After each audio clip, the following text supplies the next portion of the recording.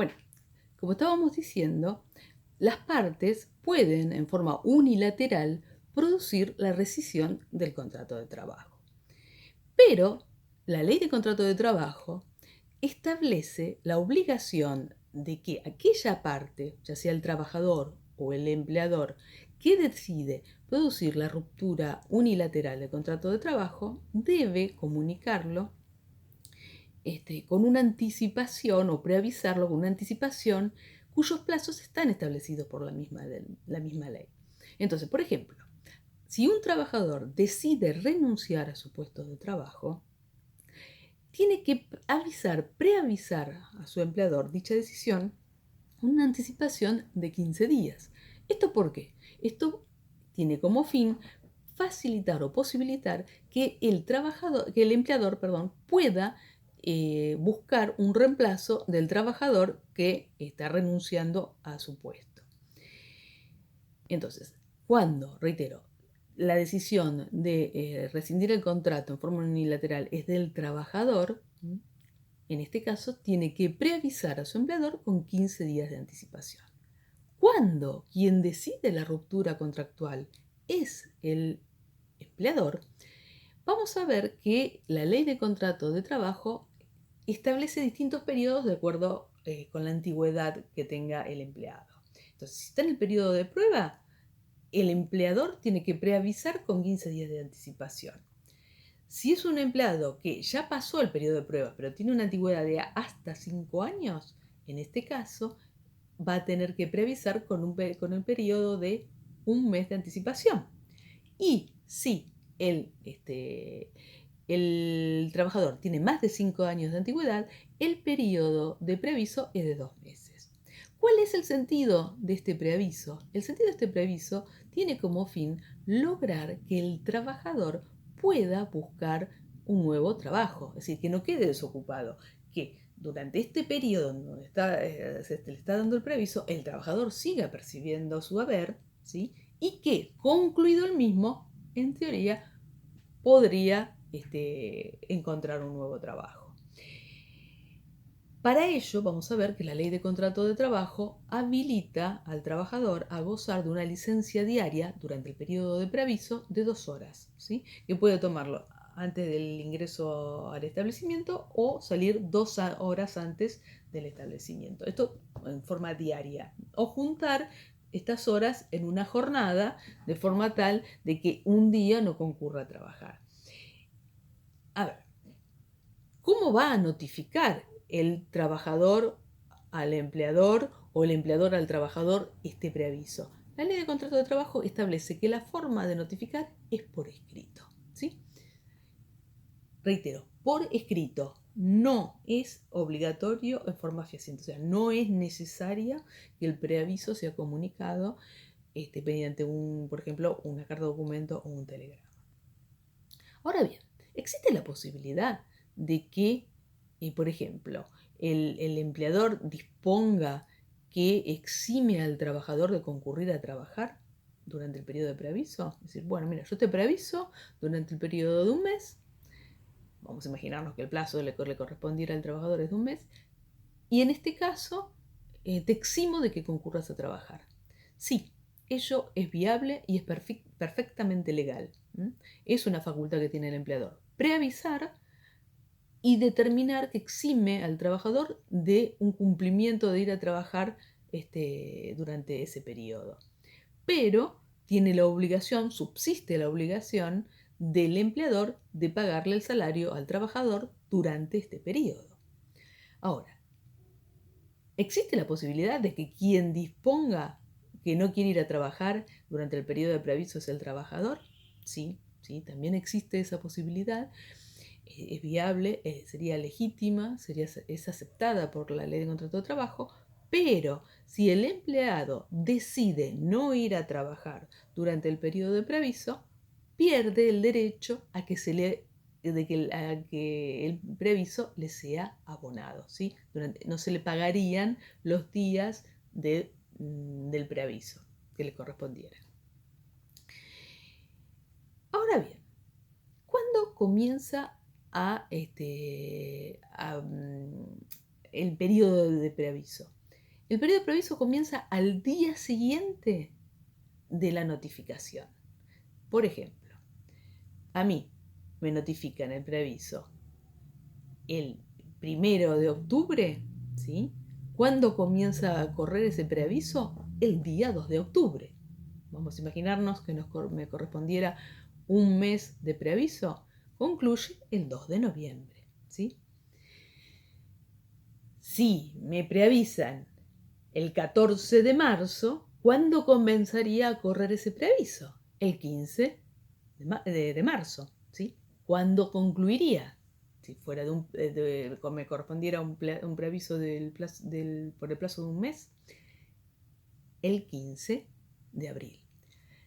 Si me notifican el 20 de noviembre que se va a producir la rescisión del contrato de trabajo, ¿cuándo comienza a producir efecto esa notificación? El 21 de noviembre. ¿Cuándo concluye el periodo de preaviso? El 21 de diciembre. ¿Sí?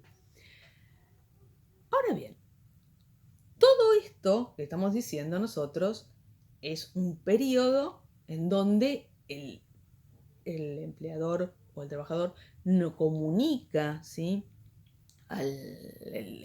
Principalmente el empleador comunica al trabajador que se va a rescindir el contrato de trabajo dentro de un mes, ¿sí? Por lo cual, durante el preaviso, obviamente, si el trabajador va a trabajar y el empleador le paga el salario, como preaviso, está vigente el contrato de trabajo. Pero vamos a ver que muchas veces, ¿sí? Ya sea que, ante un despido sin causa, inclusive, o un despido con causa en donde después no se prueba la causa, el preaviso no es otorgado, ¿sí? Se omite el otorgar el preaviso. Directamente se produce la rescisión contractual. Entonces, ¿qué ocurre si un trabajador no pudo gozar de este preaviso? Si el trabajador no pudo gozar del preaviso, ojo, escuchen bien, no pudo gozar del preaviso, el empleador va a tener que pagarle una indemnización, que va a ser igual al periodo en que no pudo gozar de ese preaviso. Por eso, ¿cómo se llama? Indemnización sustitutiva preaviso. ¿Por qué? Porque es una indemnización que sustituye, que reemplaza ese preaviso que no pudo gozar. ¿De qué monto va a ser? Va a ser igual al plazo que debió haber gozado el preaviso. Por ejemplo, si estuvo en periodo de prueba, le van a tener que pagar una indemnización sustitutiva preaviso de 15 días.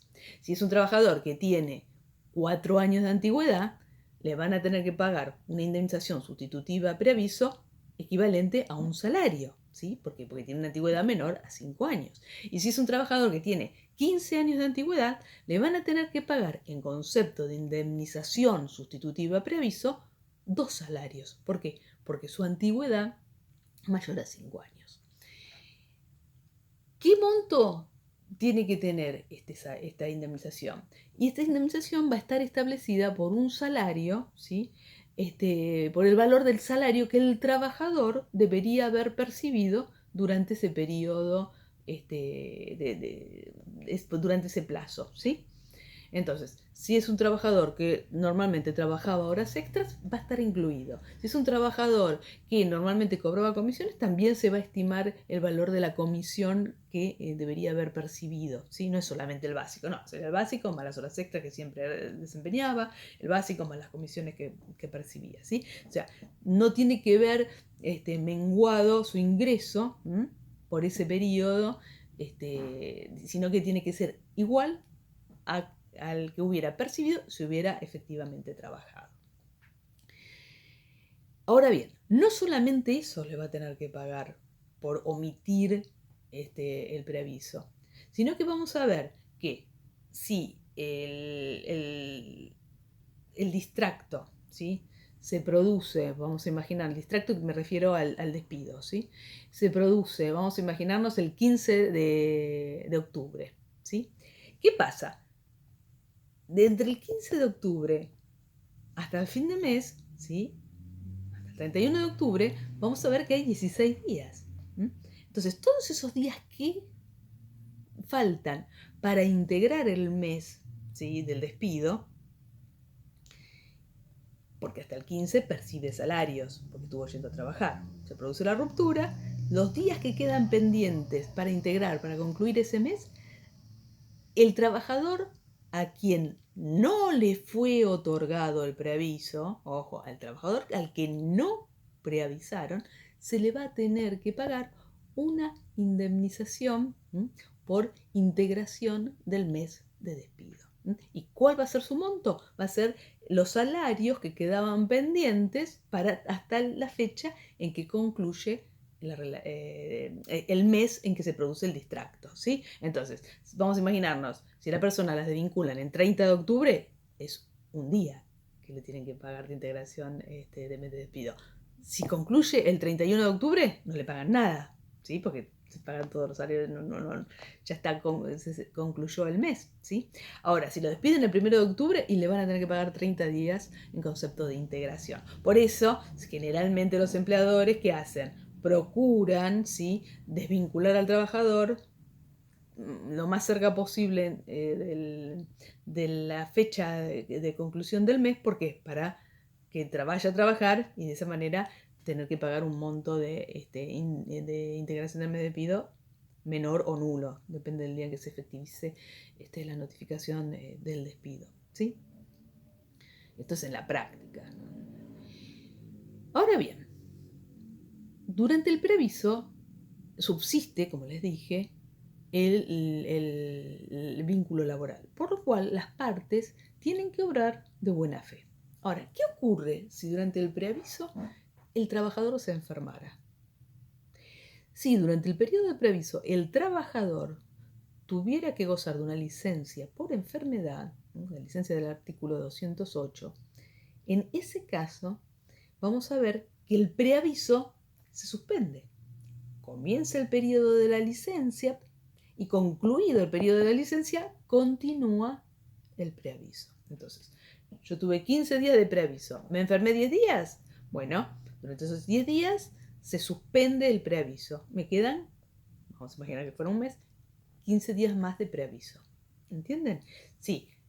Tuve 15 días de preaviso. ¿Me enfermé 2 meses? Bueno, me van a tener que pagar 2 meses la licencia por enfermedad.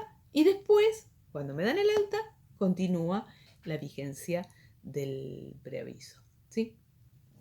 Ahora, ¿qué ocurre si nos preavisan de que el contrato de trabajo va a concluir y nosotros estamos ya suspendidos previamente? Suspendido puede ser que nosotros estemos enfermos y nos quieren notificar un preaviso, por ejemplo. O sea, estemos gozando una licencia paga y nos quieren